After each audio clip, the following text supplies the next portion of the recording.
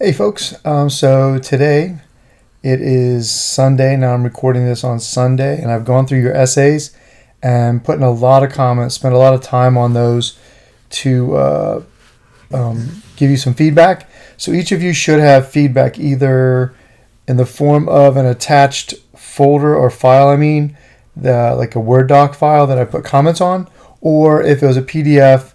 I struggled with finding a way to put the comments on those effectively.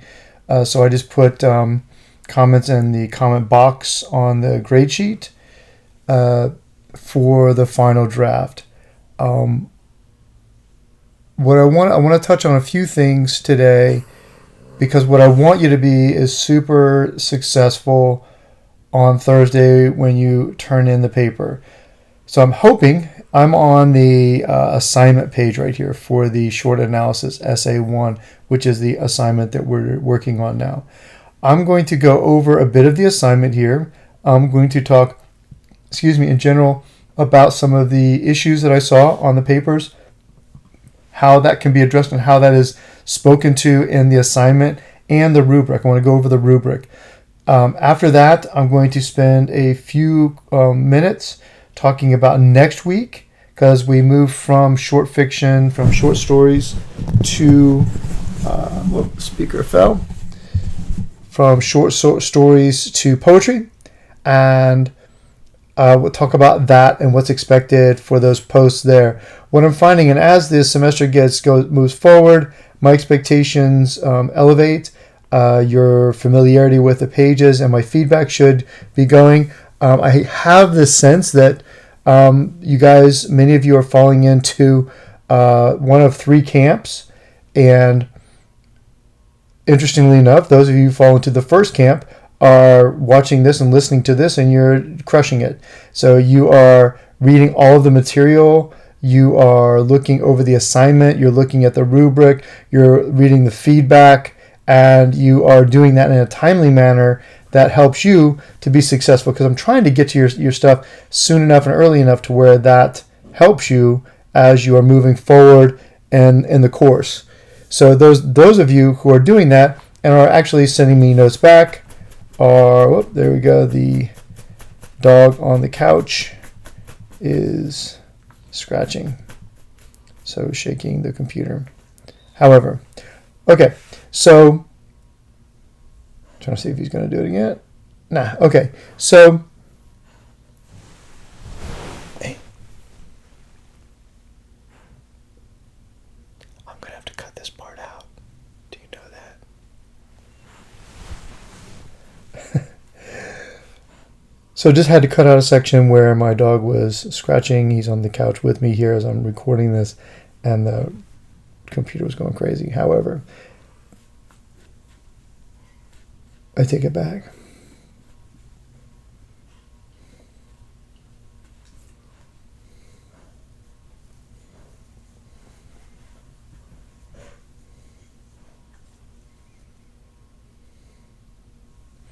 Okay, so I'm back.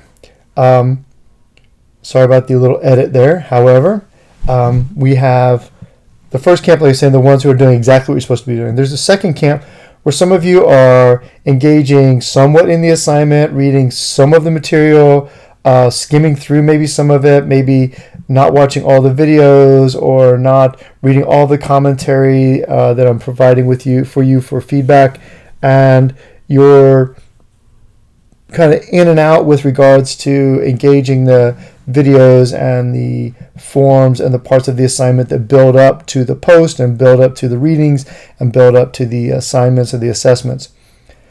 Those of you are partially engaged. And then there's some of you, I think, who might be like skimming a lot and just jumping to the assignment and doing the assignment without engaging with the materials prior to that, and maybe not reading all the feedback that you're getting that I'm giving you on the comments. And that, if you're in that camp, your success is probably limited in this course, in that like I'm spending some time and I'm trying to help you and give you feedback to help you with the course. So if you're still with me on this video, you're going to be more successful on the essay because you're paying attention. If you have cruised through this, then I'm not talking to you anyway, so I'm just going to talk to the rest of you. Here we go.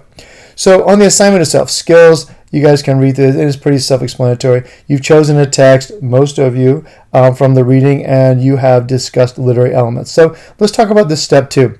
Many of you hint at or talk about the literary elements, and it's not enough to just say, hey, O'Brien uses symbolism, and here's a couple of symbols. You need to discuss, he uses symbolism, here's a couple of symbols, and here's why they're important and what they're doing and how they're shown throughout the entirety of this story and what their significance is. And it's really good if you can juxtapose a couple of symbolic elements in this from some different characters. That would be good as well. So when you choose your element, that's what you need to be doing. And when you're writing your essay, here I'm creating the essay part, where it says, write an essay in which you thoroughly explain your claim.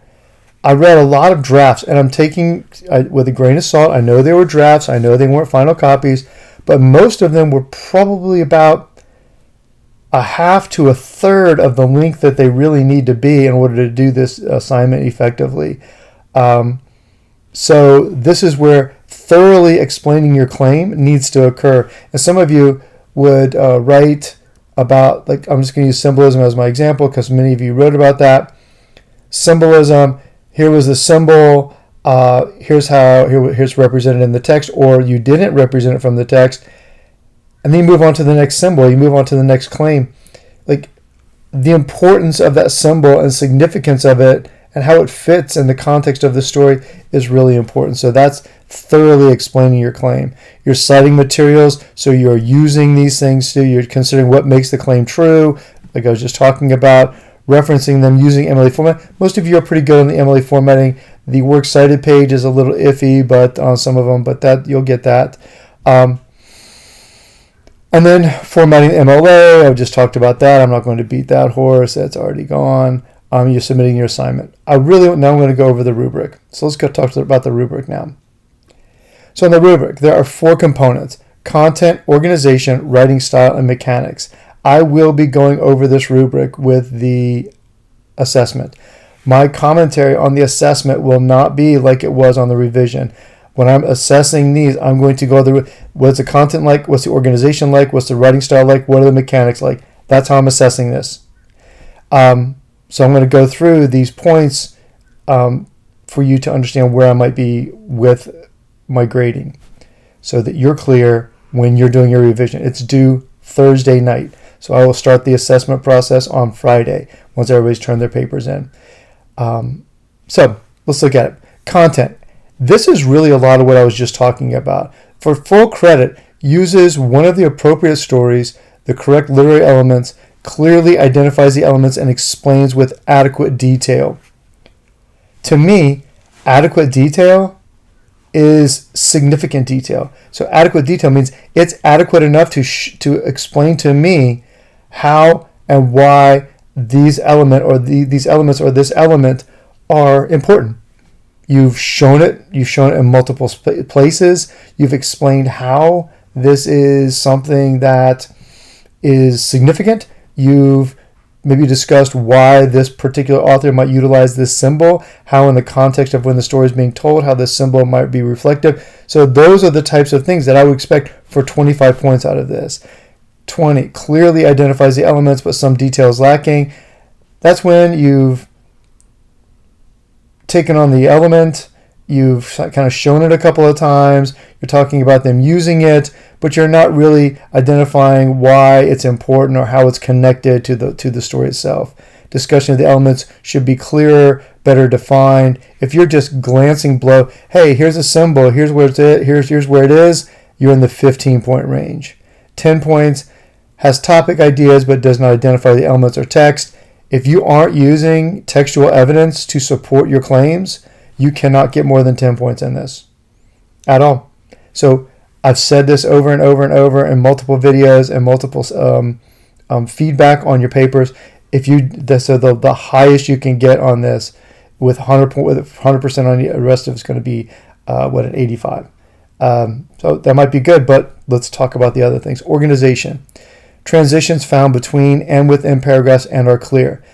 This one I want to talk about a bit because on organization, many of you are writing decent autonomous paragraphs, but in an essay, it needs to be cohesive. So the ideas in the paragraph need to connect together. You can't write about this symbol is this symbol and this symbol, or this example of this symbol here and the example of the symbol somewhere else, and it's not speaking to each other. In the essay, all of the components should fit together. They should be working in concert together. And that's not just in literary analysis. That's in any analysis, especially academic analysis. You're going to need to make sure that you are showing a relationship between each point that you're making. So when you're moving out of a paragraph, you need to be hinting at what's going on in the next paragraph, and then that next paragraph, develop that idea fully, and then how is this connecting to the next space? And within the paragraphs, you should be referring to or thinking about how these paragraphs connect to previous and subsequent paragraphs. So this connectivity here in this organization part is super important. Transitions found between and within paragraphs are mostly clear and effective. This, to me, is where you have the furthermore, the therefore, the next, those types of transition words. Okay, they're connective, I suppose, but they are less sophisticated. So 20 points there, 15 paragraphs may lack transitions, information be maybe monotonous. Some of you dealt with redundancy. I put that in my comments. Beware of redundancy. Syntactical repetitiveness, repetition, I should say is a better word. Watch out for that. That's where this organizational and writing style, we'll get to that in a second, kind of start losing points.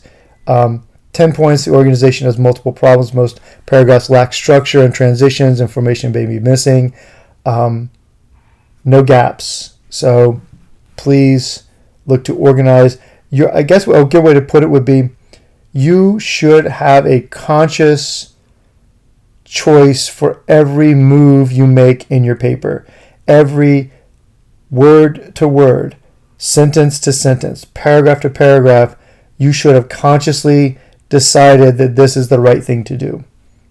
Writing style, this, most of you, your voices are good, but where we have an issue with, let's look at this notion of 15 points here. Not written with academic language throughout. Some sentences may be confusing or wordy or difficult to follow. The redundancy, I've had a couple of people had missing words in their sentences, so let's make sure that we are fitting all that together. This should be a good one to get a lot of points in. That's just writing well and making sure that you aren't confusing. And this is a huge place where hopefully by now, maybe some of you have reached out to others in the course and are saying, hey, can we bounce ideas off of each other? Can you read my essay? I'll read your essay and give you some feedback. That's a great tool to have as well. Last but not least, mechanics, and this is super self-explanatory. 12-point font, okay. Double spaced, okay. Project is free of serious grammar, punctuation, spelling errors. So to me, to get full credit for this, it needs to be free of any grammatical errors, right? In that 20 to 22, 23 point range in this section. So now we're talking, you might have a comma splice here or there, but to get full credit, like that needs to be not there. And so please edit and revise your papers. You shouldn't be spelling the names of the authors incorrectly, making sure that if you have O'Brien's and it's possessive, it's apostrophe S and it's not just S, it's without the apostrophe. So make sure you're going through your essays with a fine-tooth comb with this. Your works cited page is correct. The citations are correct with in the parenthetical notations inside of the essay.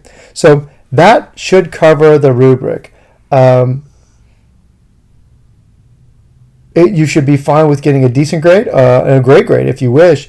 That's going to depend on you. If you kick the can to Thursday evening where it's due Thursday night and you're rushing through your revision, that's not going to be successful. I'm more than willing and happy to give you feedback throughout the week on the essay also.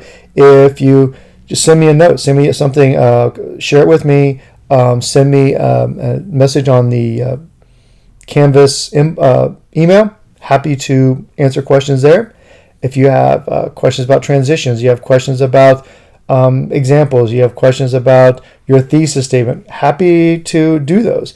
but I have to do those today or Monday or Tuesday or Wednesday, not Thursday night. I mean, I can, but Thursday is a busy night for me anyway. But make sure that you are doing this preemptively and not reactively. There we go. So that should answer the questions there. And now, or help you with those. And now I'm going to let's go to the assignments.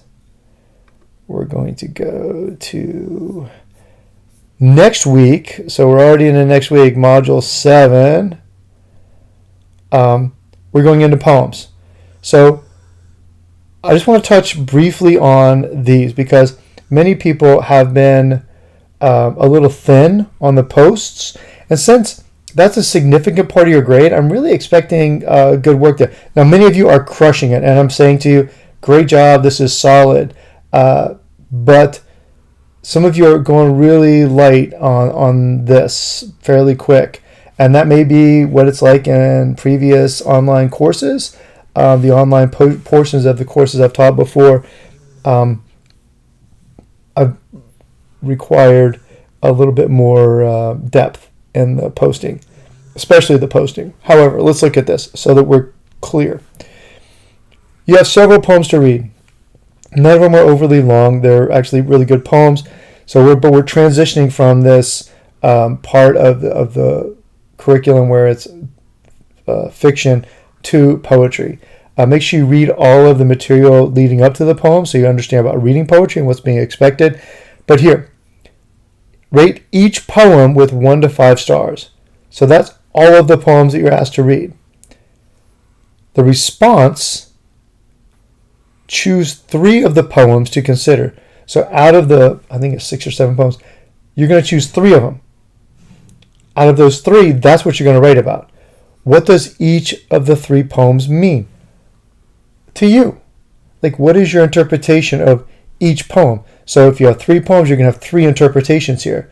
Your interpretation should be based on language from the poems that you're reading. So your interpretation should also incorporate the language of the poems. So make sure that you are, and my daddy, my Papa's Waltz, like when you start, if you start writing about it, you are utilizing language from the text that reflects how you came to your interpretation.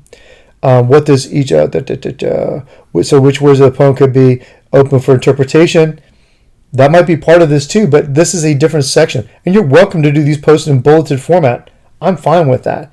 But which of the poem, what words? So poetry is an enormously figurative space. So when you're looking at this figurative type of language, this connotation is important. So think about multiple words that might mean different things and what they might mean. And then how could these words be interpreted differently? This is an important place, and I've talked about it before in the fiction, but here in the poetry, think about when the poem was written, what the subject is, and then think about how different people in our culture might interpret this thing differently. So if I read it as a middle-class white American male, read a poem will be very different than a 22-year-old Latina or a Latino or somebody who is from upper class or somebody who has less means or someone who is of color different than myself. Like, these words and these poems are open for interpretation, and everybody's going to see it differently, and that's beautiful. But it's also important to consider when it was written, why it was written, by whom was it written, who are they, what are they writing about, what time was it, like we saw in like Hurston's work, where she's writing about in the short fiction, like she's writing about like impoverished black community, that is not educated, but they're freaking human beings. So she's trying to show that human side. And so look here, what's going on here when Flannery O'Connor uses words that I'm not comfortable using, but that's reflective of, where she's raised in Georgia in the 50s and 60s, and in this segregated South. It's language that is enormously uncomfortable now, but at the time she's reflecting a validity, legitimacy to her writing. Anyway, so think about the words and how they might be looked differently. Now, when creating, when you're going to respond to two peers, when creating the two required peer responses, please give enough detail in your response that is apparent to whom you're responding, and you have read and understood their initial responses. I want these to not be anymore like, you're doing great. Please tell people if they're doing great. Give them legitimate feedback though. Use language from what they posted. Think about what they've done and give them feedback on what they're doing and how you see things similarly or differently. It shouldn't be just like a cheerleading session. I'm all for cheerleading, but I'm also for valid criticism and So anyway, depth there. Hopefully this helps. I'm sorry this is a little longer than I wanted, but I really want you guys to do well on this paper, and I want you to be successful next week too when we transition into poetry. I will post next weekend, and I will try to get through your essays by the end of next weekend so you have that feedback too. Understanding that my feedback at that time will not be as detailed as a lot of these were. It took a long time to do a lot of these because I was thinking, and there's some of them actually I think on my notes are more words than in the essays themselves. So please take that to heart, and please be successful, and please ask questions. If I can help anyway, please ask. Have a great week and enjoy your revisions, and I look forward to reading your essays.